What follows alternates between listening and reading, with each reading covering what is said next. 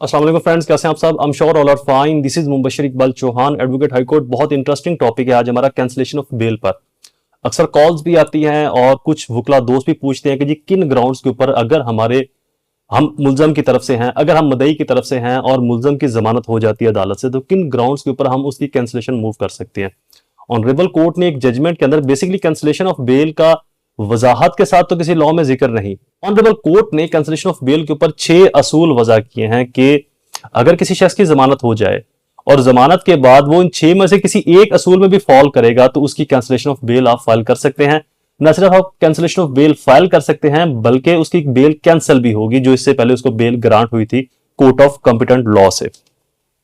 वो 6 प्रिंसिपल्स कौन से हैं, आपको वो 6 प्रिंसिपल्स बता देता हूं, देन आपको इस जजमेंट की साइटेशन भी बताता हूं। जमानत इन कुछ असूलों के ऊपर मंसूख की जा सकती है। पहला असूल, अगर जमानत का हुक्मनामा इख्तराई तौर के ऊपर गलत या हकायक के बरक्स था या नाइंसाफी पर मबनी था। अगर जो जमानत है वो एक्स्ट्रा ऑर्डिनरी प्रिविलेज में जाकर दी गई, नाइंसाफी की बुनियाद पर था या हकायक से मुतसादिम था, जमानत दे दी उसको किसी भी कोर्ट ने, तो यहां पर आप कैंसलेशन मूव कर सकते हैं। कैंसलेशन के बाद आप उस शख्स की जमानत भी खारिज करवा सकते हैं। सेकंड प्रिंसिपल, मुलजम ने जमानत का गलत इस्तेमाल किया। मुलजम को जमानत मिली और जमानत मिलने के बाद उसने फिर वही काम या वही एक्ट या कुछ शरायत तय हुई थी जमानत के लिए, उसकी उसने फुलफिलमेंट नहीं की।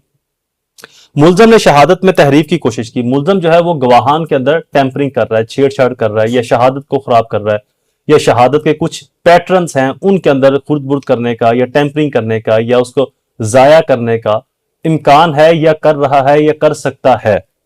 फोर्थ असूल, मुलजम के फरार होने का कुव्वी इम्कान है। मुलजम कोशिश कर रहा है कि मैं इस स्टेट से, शहर से या मुल्क से फरार हो जाऊं ताकि दोबारा मुझे केस में पेश ही ना होना पड़े।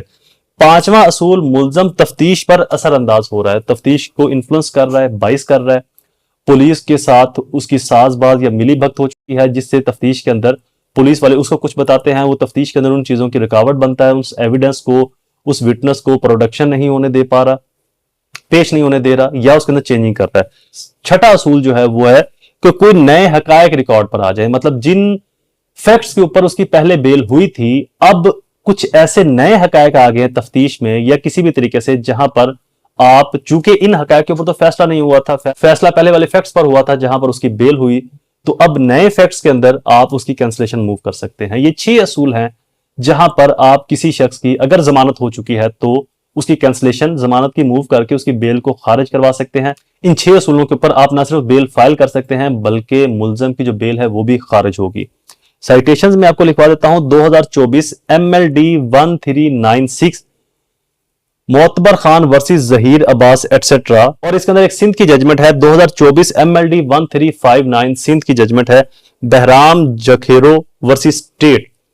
इस जजमेंट के अंदर, इन 2 जजमेंट्स में ये 6 असूल तय किए गए हैं कि यहां पर आप कैंसलेशन ऑफ बेल ना सिर्फ फाइल कर सकते हैं बल्कि मुलजम की जमानत खारिज भी करवा सकते हैं। Video is complete. दोबारा हाजिर होगा किसी और इन्फॉर्मेटिव वीडियो के साथ, तब तक मुझे अपनी दुआओं में जरूर याद रखें। अल्लाह ताला आप सबका हामी नासिर हो। वस्सलाम।